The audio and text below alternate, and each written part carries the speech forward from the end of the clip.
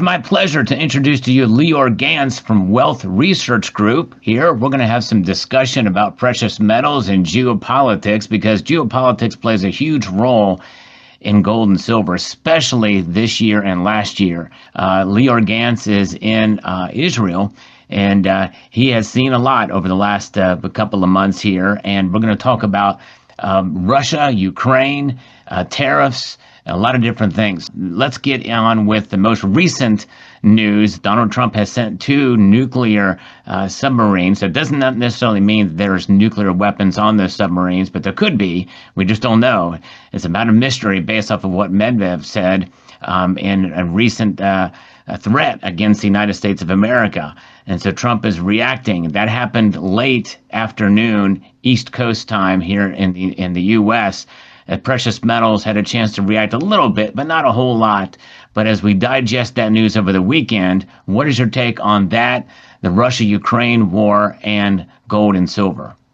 Donald Trump has won the presidency with an idea or a policy, a doctrine that he's already crafted and drafted in the years that the 46th president, whoever that was in office. So we are in an era where the United States is now going back to asserting its supremacy and its hegemony over its way of life.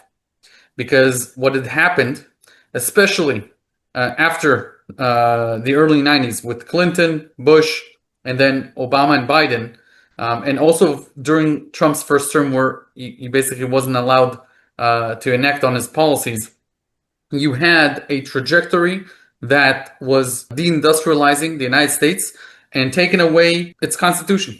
It basically became a different country. What is happening now is it's reasserting its framework and its build as the United States of America that the founding fathers had in mind with their constitution, and that several key thinkers over the past 250 years have perfected, and that Donald Trump believes in their vision of how this country should run in terms of foreign policy and economics, etc. Of course, with the will of the people and the mandate that the voter is given him.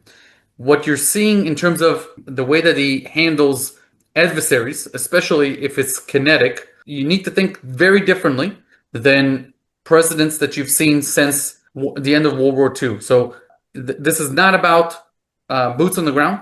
It's not about a forever war. It's not about fighting some other country's war. All of these ideas are over. The Trump doctrine is get the job done and be very lethal. And if you can't, pull back, reassess, do it all over again with a different strategy.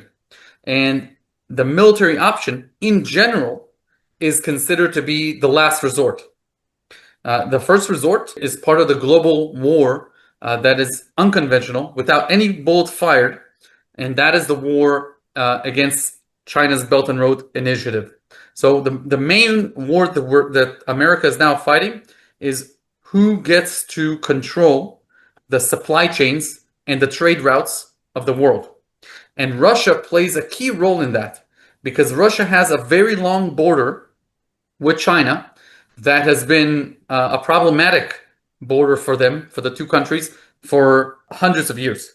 These countries are not naturally aligned. On the other side, Russia borders Europe. So it's in a unique position where it has 8 time zones within the country. So think about Vladimir Putin. For him, if it's 3 p.m., he has people that he governs. For them, it's 7 a.m. They live a completely different lifestyle. So it's a huge country, and it has enormous potential. And what the Blinken, Obama, Biden doctrine did was bring them very close to China.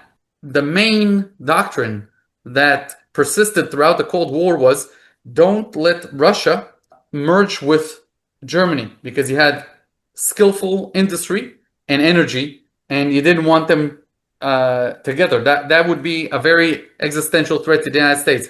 What Blinken and Obama and Biden did was they did essentially the same thing. They brought Russia, which is energy, to China, which is industry. And what Trump is trying to do is decouple that. In order to do that, he has been doing many things, but one of them is to try and stop the war with the idea that stopping it would bring Russia back to the West, back into the G7, and into a new vision for its future. That will not be easy because Russia's main concern always throughout the past 7 or 8 centuries when Moscow was its center of life is that it's surrounded by flat plateau, by plains that are very easy to conquer and advance. The Tataris, the Mongols, Napoleon, Hitler, they all went and almost got to Moscow because it's very hard to defend the Russian plains and the Russian plateaus from Asia or from Europe. Therefore, Russia always seeks to expand into the mountains. And that essentially is what Vladimir Putin is trying to sell to his people, that this war is justified if we can get to those defendable borders. That has not worked out well at all. From his original plan to conquer the entire country of Ukraine and fold it basically in 3 days by effectively turning the government into surrendering to him. This has gone on for now more than 3 years, and it's going nowhere. It is going nowhere. And just to give you an idea, if you do have 500,000 to 1 million dead soldiers, that is equivalent in the United States to 3 million. It's amazing. It's underreported. The battlefield is underreported, like what's going on, the travesty. It's so plateau. And because of the drone warfare that has been perfected by the Ukrainians, this now becomes a situation where the checkmate is from Trump. And that's why he shortened the ultimatum that he gave Putin, because Putin has not reached a point where he can tell the people of his country, this was worth it. These sons and daughters died for ensuring our permanence. These borders have not been reached. So he has within his government many people that want to intensify the war and go even stronger and more violent. And on the other side, he has people that see that the war is not justified. For him, peace now means he risks his own presidency because there might be a coup from within. But on the other side, he cannot continue to wage this if Trump puts secondary tariffs on on India, China, and Brazil for dealing with Russia. This month, August, I have said in our newsletter and Wealth Research Group, I've said August would be the most desperate that Putin will get. And what you're seeing now is part of that. He's trying in any way possible to better his positions before the ceasefire. And that's what you're seeing right now. But he has never met an American president that knows him so well and understands all the little nuances of his personality and is able to counter that with such measures such as stating that he's moved 2 nuclear submarines into an area that poses a threat to Moscow, which to Putin would be a huge embarrassment, something that would really make him in his weakest position since he took power. And that being said, it's going to cause a lot of uncertainty and maybe another desperate act. I don't know, because he uses his mouthpiece Medvedev to make that statement, but really that's Putin saying that and making these threats, which is why Trump has acted and sent those nuclear submarines within striking range. And so it's going to be very interesting to see how that plays out, especially as the markets digest this news and what could come of it when the Asian markets open up at 6 p.m. Eastern time, and to see what happens with gold and silver next week as we continue to see what kind of back and forth there's going to be. Who's going to capitulate? Is there going to be a capitulation, or is this going to be a stalemate? Russia is continuing to send ordnance into Kyiv and continuing to wage war. And so how is this going to have what kind of effect is this going to have on the precious metals market? Well, the answer is we just don't know. In classic Slavic warfare between Slavic nations, the Russians, the Ukrainians, the Poles, etc., because this is such flat land, Normally, a war can last a decade, 2, 3. That's very normal for wars between these countries that live on these huge plateaus, and so to that effect, this is a very short war. But in our world, where we live in a world with lethal weaponry and with the ability to essentially destroy entire cities within one decision, this has been a very long war between two countries where one of them is bordering NATO, and the entire thing is about this question of NATO on the borders of Russia or not. This comes down to whether or not you trust the judgment of Donald Trump, because this is who is with the upper hand. If you trust his judgment, then in 1 month from now, we could be, or even sooner, we could be ending a war that is potentially very dangerous. It's very dangerous for three main reasons. One, distancing Russia brings it closer to China. That is very, very bad for the world, for the West, but for the world in general. It's one of the riskiest and most dangerous partnerships that you can have. That's one. Two, we've already seen North Korean soldiers being deployed on the battlefield. In other words, this has now become more than just a Russia-Ukraine war, because Putin has shown the ability to enlist other nations into this war and bring Asian soldiers into the European continent. And thirdly, and we have to acknowledge this, this is the second largest nuclear country in the world in terms of their arsenal. So between those three things, this is a very dangerous situation. And now when you're on that finishing line, it comes down to whether or not you trust the judgment of Donald Trump. I personally do, because you saw with Pakistan and India that he does have the ability to bring these sides to the table using his toolkit.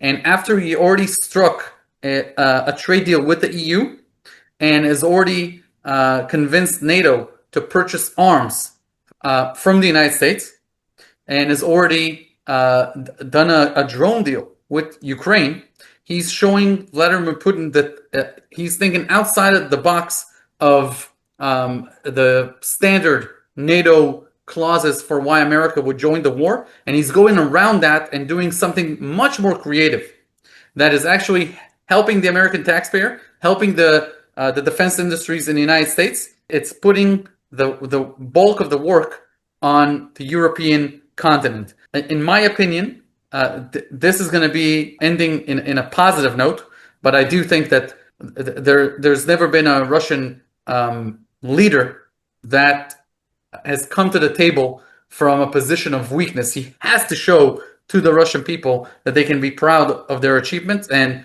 therefore, in the next few days and weeks, he has to show strength. He has to.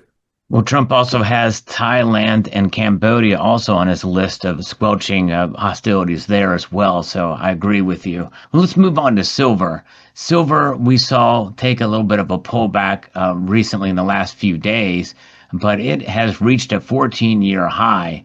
And what do you see for silver, given what we've talked about in other factors as well? So did you see the jobs report that came out? Yes. So the jobs report was weak, and Trump fired basically the head of the Statistics Bureau, and because she was fudging with the numbers for months and months, even during the Ottoman administration. So Wall Street doesn't work that way. So Wall Street is working based on that report, artificial, fake, contracted or not. And so what happened after the report came out is another rate cut was penciled in for 2025.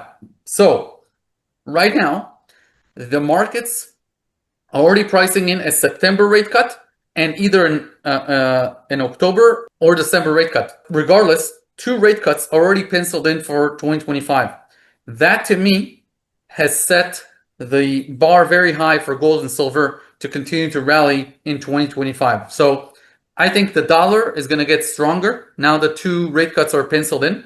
It's like the worst outcome, right? Is already part of what's priced into the So markets you're right now. thinking 2 quarter point cuts, Yes, two for a half yes, point total. Okay. yes, and that means that the dollar right now is already at its weakest because it's already pricing those two cuts in. So the pain trade, in other words, the contrarian move, is a stronger dollar. Okay. Therefore, I think that gold and silver, after a phenomenal first 7 or 8 months to the year, are going to experience some sort of a correction. And now, this is a correction before we head much higher for both. For me, at the beginning of the year, I said that silver this year would reach around 39. That's where it kind of peaked. And I said that gold would reach between 34 and 3,500. That's where it peaked as well. So for me, that works with my idea of where precious metals would peak in 2025. How severe is the correction? I don't think it's going to be a big correction. I think it's going to be a mild correction, but nevertheless, I think both metals have peaked for 2025. Okay, wow, that's newsworthy. That's because I'm actually a little bit more bullish on silver for various reasons. But yeah, that makes sense. You mentioned China earlier. And what do you think about Trump's agenda in rebuilding the American economy and the trade negotiations with China? We know we have somewhat of a loose framework there. We know that China really is should be the real ultimate focus here. So what are your thoughts there with China? I think that Trump, even as far back as 2016, understood that China is his main focus. What is really different between the first presidency and this one is that now he has the mandate of the American people, and he can really, without the interruption of, you call it the deep state, but I just call it career-long politicians that are just, their agenda is very different than the agenda of the American voter. They're not working for the voter. They're working for the system.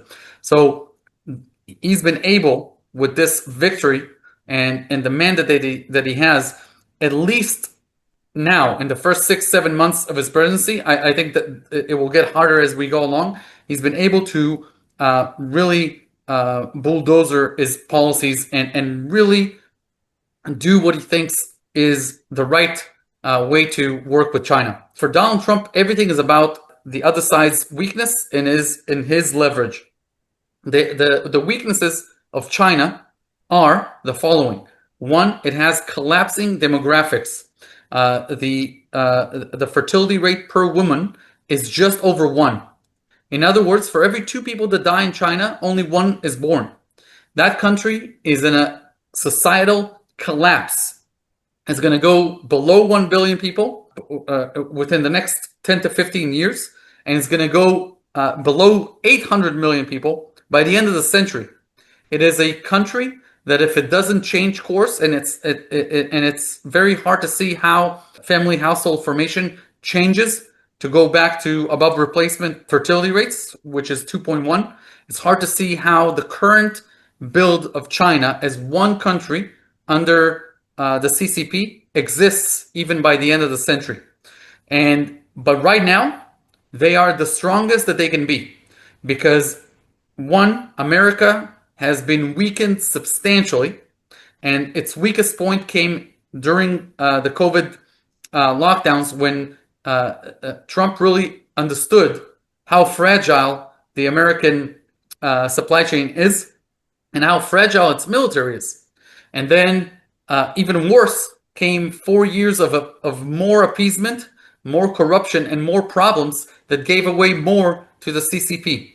Because the Democrats' thinking is that by diplomatic measures you can buy a friend, which is, as you know, it's a pure fantasy. Demographics is one huge problem for China, but it's a long-term problem. Their main problem right now is that they are primarily built on exports, and so they basically control so many countries across the world by flooding or by cornering supply chains and ports and using that leverage of exports, they've been able to grow and really take from the West so much and use it to build their military.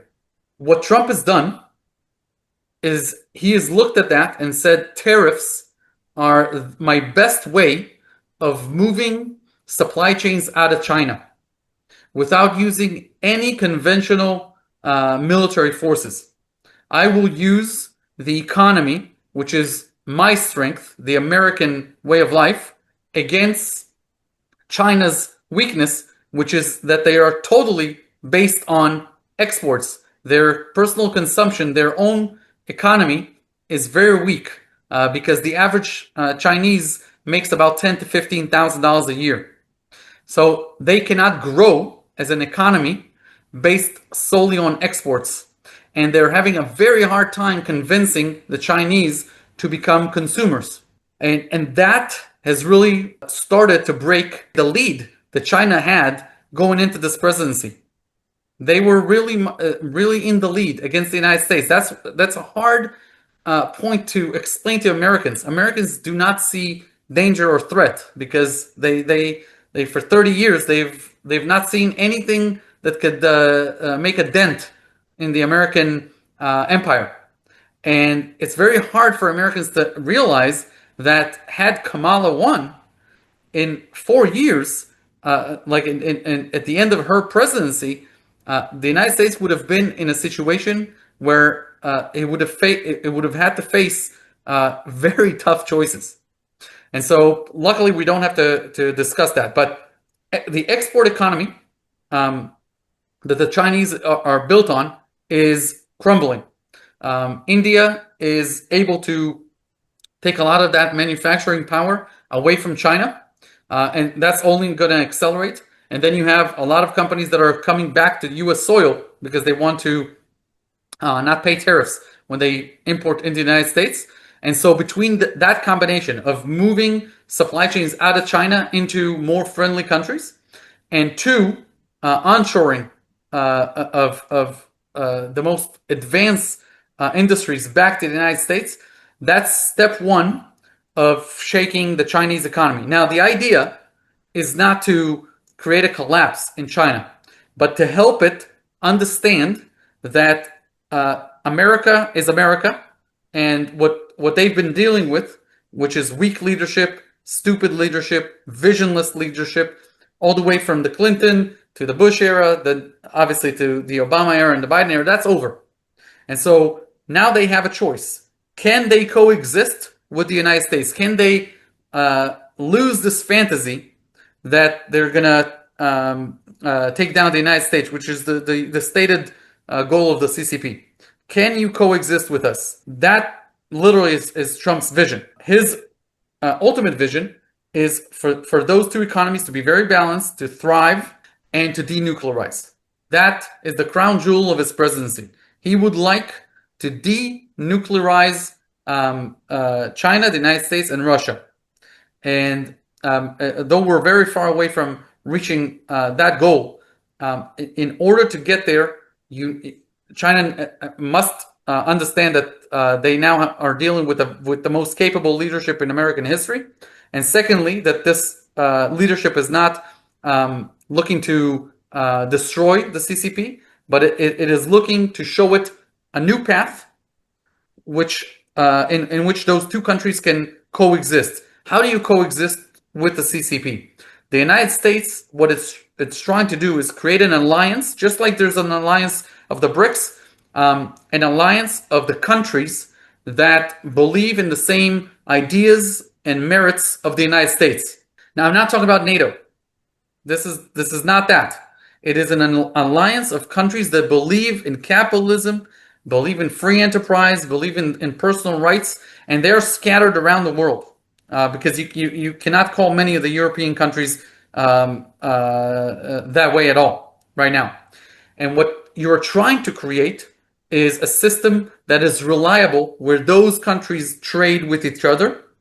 And then there are connector economies, or in other words, countries that are able to work both with the Chinese axis and the American axis. And those would be the connector economies that will have a dual place in the world. But we are moving into that type of a globalization. Globalization is not over at all. It is just changing from a trustless system where every country sources from another country that offers the goods or services or materials for the cheapest price. That has gone away.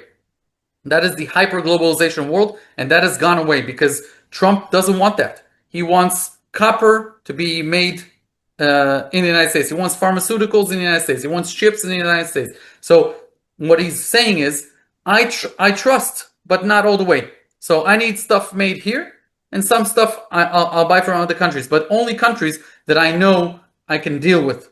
The era of agreements and contracts on paper is over. I need to know that I can trust you on a much deeper level than just a piece of contract. And that's the globalization we're moving into. That might be one of the reasons why he's extending some negotiations with Mexico, because they're one of the largest silver producers. And it was another reason why I don't think there's going to be a tariff on silver. They're also a connector economy. They can work both with China and the United States. Right. That's one thing. And secondly, that's very important about Mexico is that it borders the United States. And so it has tremendous potential in the next 10 years to develop itself and also provide the very needed workforce to America, but not in the way that you think.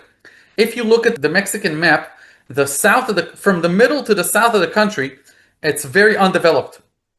And so the one of the ideas that is now getting advanced is a magnetic levitation or a very speed system of rails that connects Mexico all the way down to South America to the United States.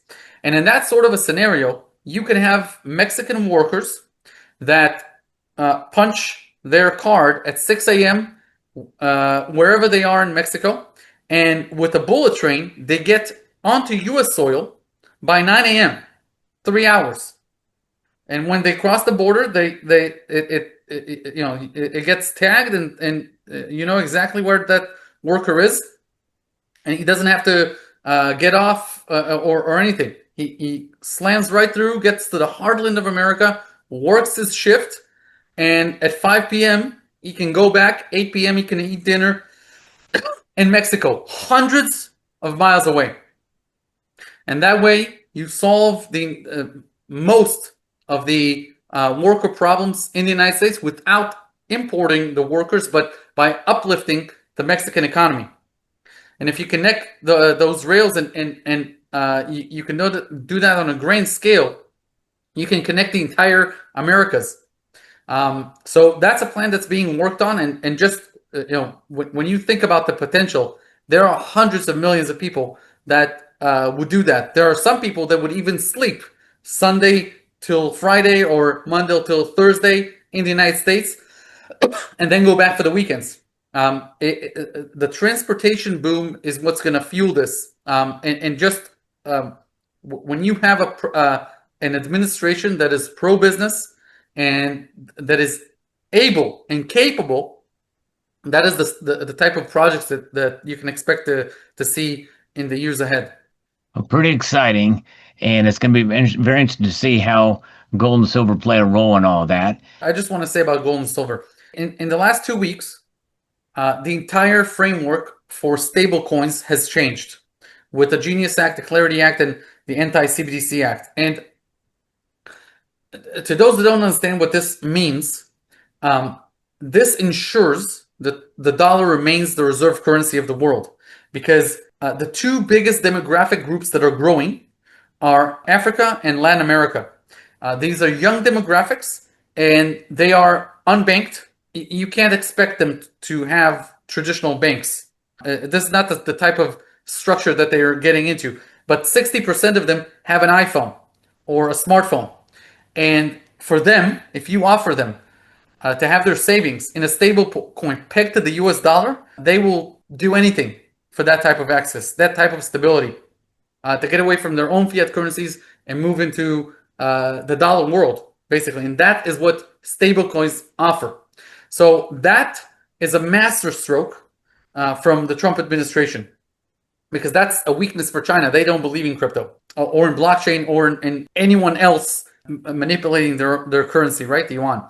So that is classic Trump understanding the way things are. Now, something very important that he said in a gaggle. One reporter asked him about the dollar, and he said, and this is very important to understand because this is what Trump wants. He said, a strong dollar makes you feel good as a country. It makes you feel like you have a stable country. But the real thing you want is a weak currency. That's what all of these other countries want. They want a weaker currency because that's more competitive. So he said, this was in response to a reporter asking him about the weak dollar. And the dollar is having one of the most dismal years since 1971. And basically, Trump said, look, it's great to have a strong currency, but I'm not going to disturb these tendencies right now that are happening and these trends with the dollar. So you have a weak dollar president, and that's very important to understand about Trump. Even though he may play the role of I want a strong dollar, the dollar needs to be the reserve currency of the world, etc., etc. That's true. It needs to be the reserve currency, but he does believe it's artificially high, and he wants it lower. And so that's why I'm saying that gold and silver will have a correction. But in the longer term of his presidency, so 2026, 2027, and beyond, I do expect both precious metals to continue to go much higher.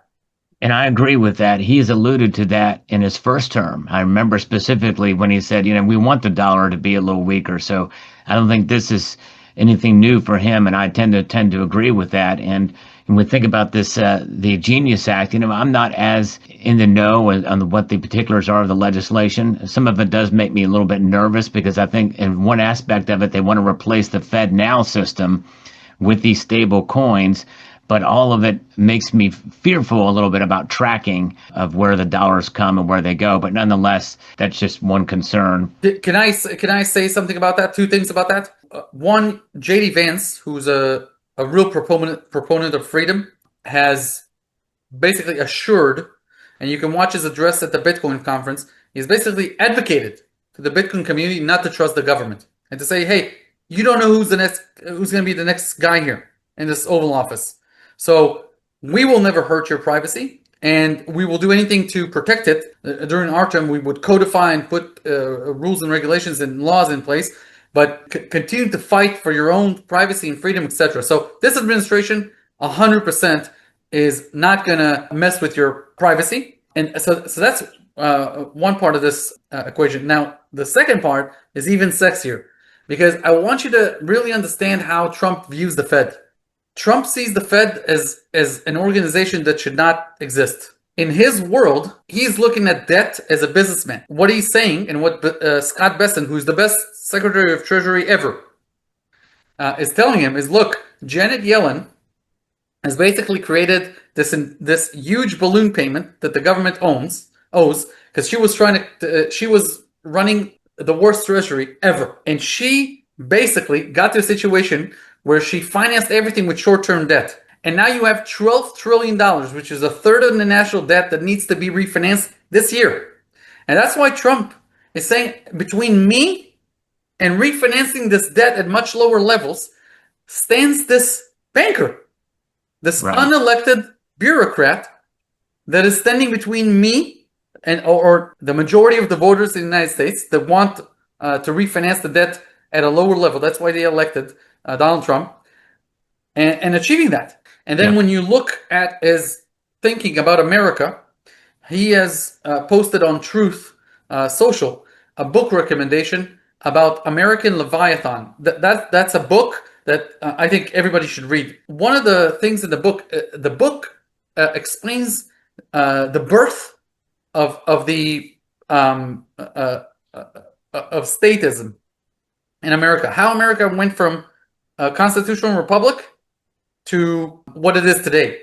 The first seeds came with Theodore Roosevelt and Woodrow Wilson. Those are the Right. first reformist presidents. In fact, Woodrow Wilson was an anti-constitutionalist. He hated the Constitution. Exactly. And he is the one that birthed the Federal Reserve Act. And so to Donald Trump, he wants to go back to the era that ended right before Theodore Roosevelt became president in 1901.